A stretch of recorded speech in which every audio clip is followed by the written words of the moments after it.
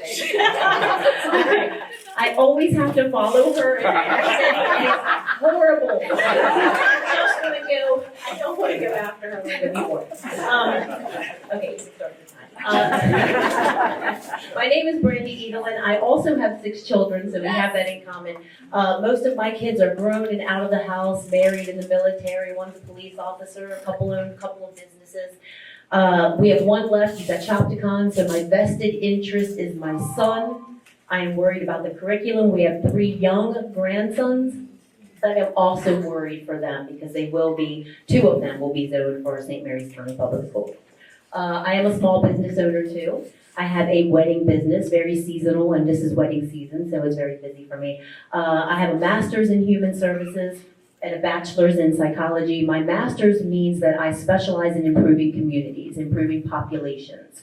I am teaching. I'm an adjunct professor at the College of Southern Maryland. I am not liberal, however. Some people assume that because I teach there, I am. I am not. I teach psychology and I teach the curriculum. I don't believe that any teacher, any student should know where their teacher stands on politics, and my students do not know that. I am a certified special educator. I left the public school system in 2021 only because there was a shortage of teachers, and being certified, a lot of the weight of the job responsibilities fell on me to test and things like that. But I loved the job. I did start out in St. Mary's County Public Schools teaching and went to Charles County only because the need for special educators was so great there. I'm running out of time. Okay. My main things that I decided not because I was bored to join this whole campaign, and my issues are really, if you're honest with yourself, the education system now is not what it used to be. 5 years ago, 10, 20, 30, I had an awesome education from a public school. It's not like that now. Our kids are not proficient in reading and writing and math. They are not. And if we're honest with ourselves, we will look at even our own children and say, we're in trouble. God help us, because they are lacking in basic skills. I would love to see home ec come back, financial literacy, budgeting, credit, things that these kids really need, not trigonometry and pre-calc. Unless they want to be an engineer, that's going to come in handy. But these other things, no matter where they go, college, military, right into the workforce, they're going to need to know how to budget. And we're lacking, our education system's lacking. Darn. Is that it for me? Okay.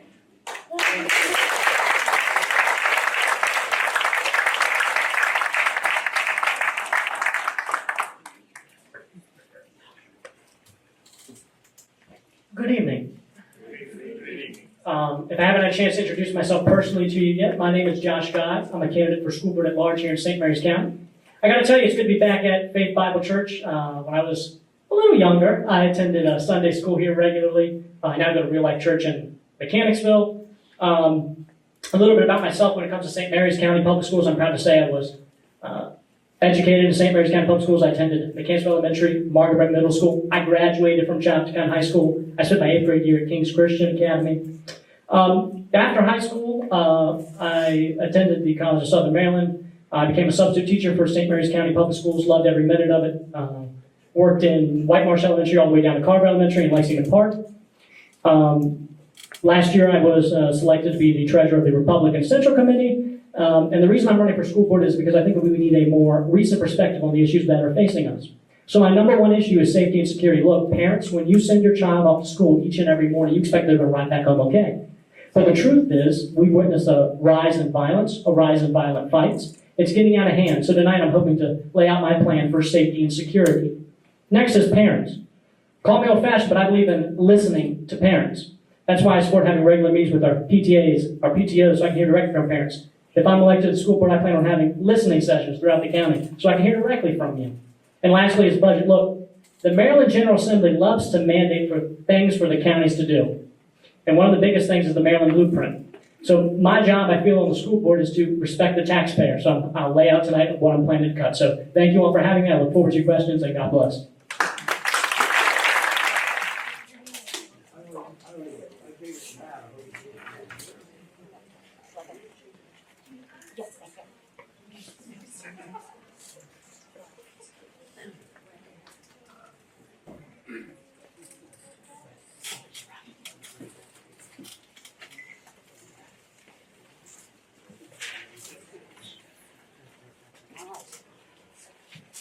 this is for everyone.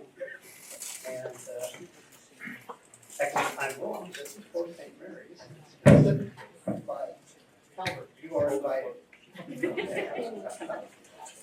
And it's, what will you do to use the budget more effectively to address student needs, and I'm assuming academically, and not keep SMCPS staff on the payroll until retirement?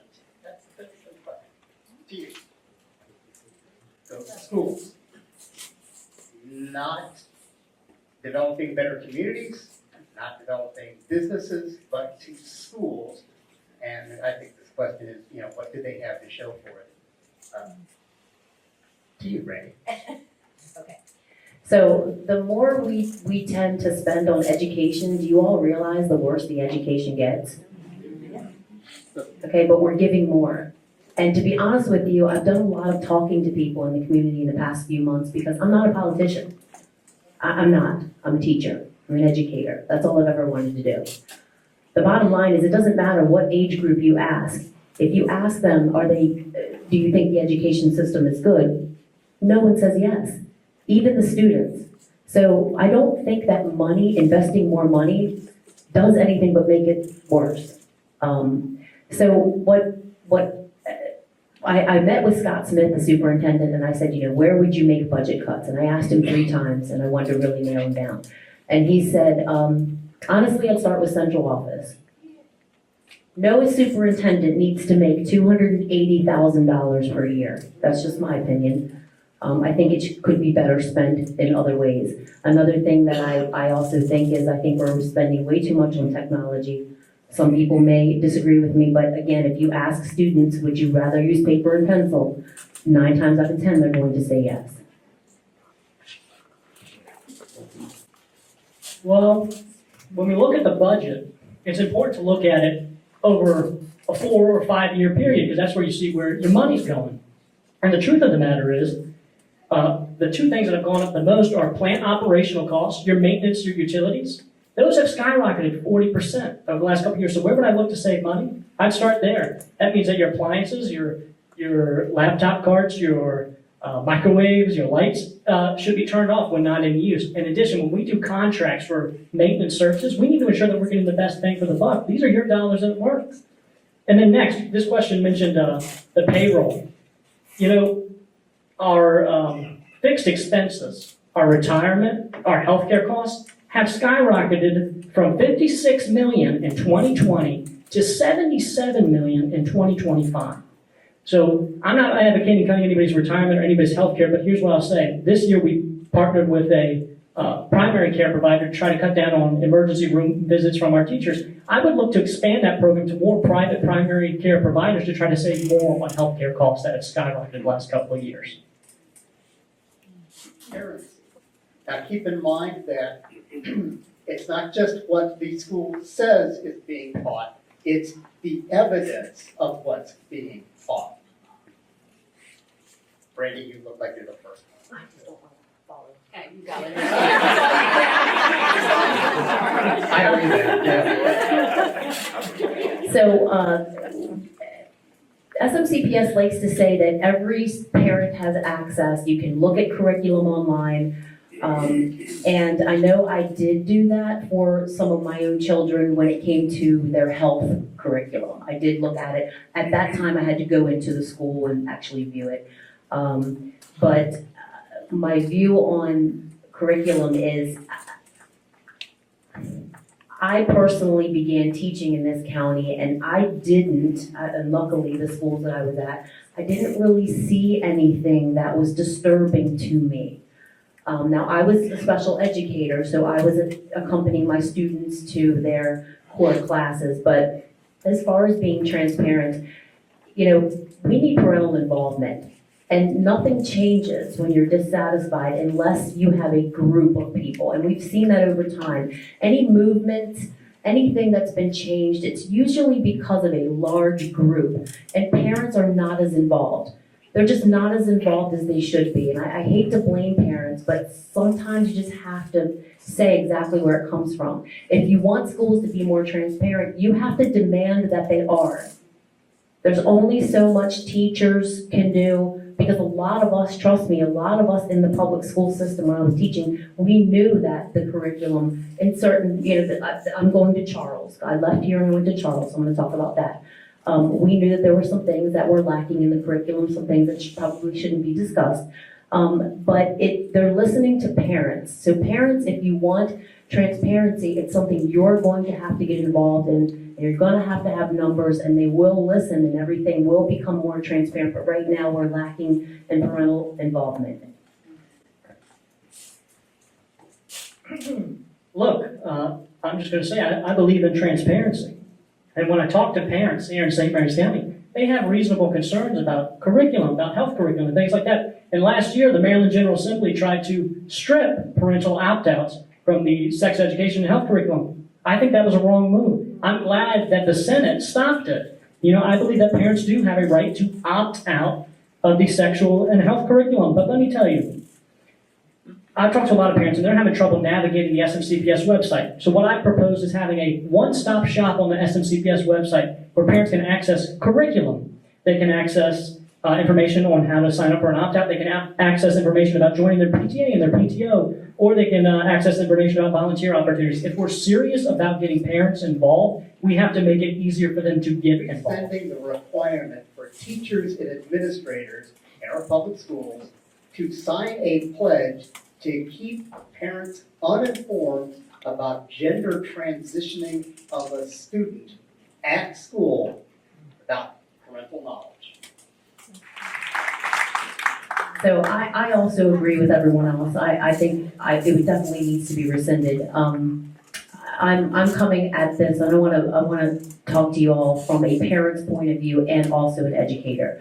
So a parent's point of view is the school system's getting so involved in every aspect of your child. Again, they want to take rights away from parents, and parents have the right to discuss these types of things in the privacy of their own home. I do not believe it's the school system's responsibility or even a right in any way, shape, or form to discuss anything like this. It's also, they also bear the responsibility to make sure that parents are aware of this. Coming from an educator standpoint, I hope I understood the question when you said that this is being something that teachers have to sign. That's a horrible thing to put a teacher in that situation. Because many teachers, this is their livelihood. This is what they're in debt from. They have thousands of dollars of student debt. And to put them in a situation where they may have to sign something that goes against everything they believe, I don't even know how legal that is. So from both point, I don't know how, again, I don't know the legalities, but it's bad for parents and for teachers.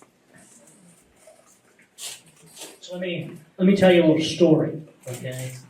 When I was in middle school, there was one day where I started to run a fever, okay? I went down to the nurse's office. The nurse was going to give me Tylenol, but first, in order to give me medication, they had to call my mom. And so, call me crazy, but I believe that any medical decisions that are to be made inside of our schools, parents, you deserve to know about it. I mean, I just think that goes with what we talked about earlier with transparency. And if I'm on the school board, I'm going to be trying to be as transparent as possible. I believe parents need to direct the medical decisions of their child. That's just how I feel. Exponential rate. Do you think what's available in the schools is enough, or what would you change for these children? All right, this is my specialty. Special ed certified. What's in place now? Okay, let's break this down a little bit. Some students in their IEP, it will say that they are to have someone with them. Other than the teacher, they are to have someone with them. That's not always followed. And you can talk to a lot of teachers and they'll tell you that even, they're just not assigned. There's a shortage, so they may not have a sub. So this person, this child that's supposed to have an additional body with them to explain, provide remediation, is not always there. That's illegal. Can there be more? Yes. I mean, we've got to have, we need to fill our schools. We have to be fully staffed. I'm not a huge proponent of No Child Left Behind because they are being left behind. Anyone that thinks that they are not being left behind, I'm gonna tell you as a special educator, they are. And sometimes it can be because of the parent, they really just don't wanna come to grips with the fact that their child is not going to get a high school diploma or is not able to do some of the things that they want them to do. And I understand that, I dealt with that all the time, talking to parents who they were overwhelmed and very disappointed. But sometimes for me, I know in IEP meetings, I would just be honest with them. They would be hearing from administration and other teachers saying, oh, they can do it, but they really couldn't do it. And I would say to them, listen, your child would be much better off in a different setting, in a different classroom where they could not just survive and be pushed through, but they could thrive. They could learn basic skills that they need in life. So too many times I accompanied students to classes and I did my job and I did the best of my ability to teach them the things that they needed to try and pass the class. But I think the placement, we need to reevaluate where these kids are placed and really come to grips and just kind of stand up and say, this is not a thriving situation for children in special ed. So some are getting the support that they need, but a lot of times they are not receiving that. And that could be, again, teachers are overwhelmed. They've got 30 students and they may have 5 students with IEPs in the class, and they're required to teach them. They have to stop and make sure that the kids with IEPs are understanding, and it's a major disruption. It's doing an injustice to the special ed child and to the general ed population. So I worked in SMCPS post-COVID, and I witnessed the shortage inside of our special needs classes. Let me tell you, we need more in-person support services, we need more para-educators inside the classroom, that's all great.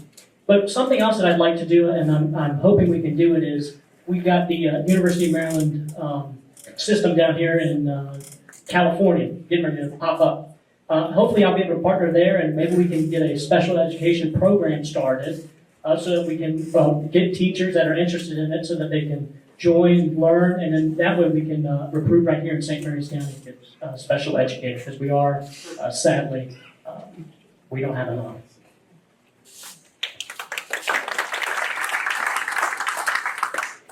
Well, what will it take to win my races? I need the support of my community. Let me tell you, it's been a highlight of my life to be able to get out and meet so many wonderful parents and teachers and students and listen to their concerns and their problems.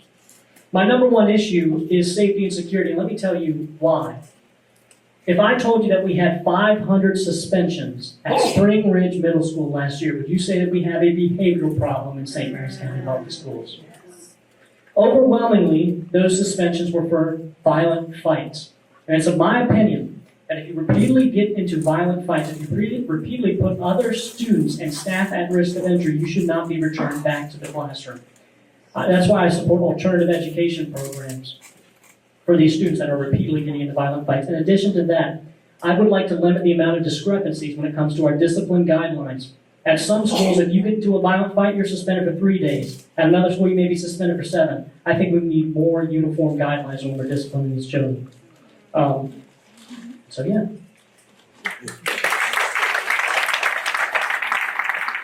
So what is it going to take to win? It's going to take a lot of money. I've invested a lot of my own money.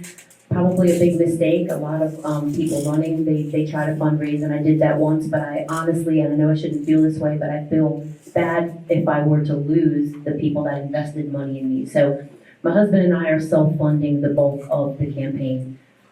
We just believe that we're headed in a direction with the education system that we don't want to go down, and again, we have young grandsons. For me, I don't have a county name. I don't. I've been in this county for 24 years. It's not a big county name. And that has been a big struggle for me because I don't have a county name. So I think to win, it's going to take people just knowing what I stand for, people knowing that I'm educating now. I'm currently at the college, and I have plenty of dual enrolled students. My students are as young as 15 years old. They are coming from St. Mary's County Public Schools. So my classes consist of 15 to 60-year-olds, but I'm able to see what the students are actually capable of doing. It's disheartening to me that I have to teach students in my class how to write a paper. They do not know a thesis statement, many of them. They don't know the proper way to cite sources. This is real. And you know, I don't want to see them fail. I'm an educator, I'm passionate. I don't want to see them struggle, so I'm spending a good portion of my classes going over the proper way to write this paper because it's required. So again, it's going to be, to win this race, I need people to tell other people about the candidates, to be informed, to spread the word about who is qualified, who's the most qualified, who brings experience, who is a parent, who can speak to the education system in this county. I'm still experiencing it with my son. Question 2, my main concern is I just want to get back to basics. Our levels of proficiency are far worse than Calvert County.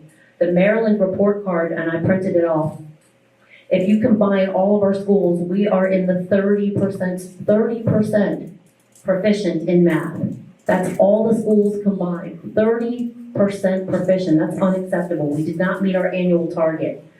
In English language arts, 50, we're in the 50s, depending on which school, but around 50%, and they're graduating with this level of proficiency, graduating. We have the highest level of graduation rate that we've had probably in a very long time, but we have low proficiency. So what does that say? What was the third question? I wrote the answer, not the question.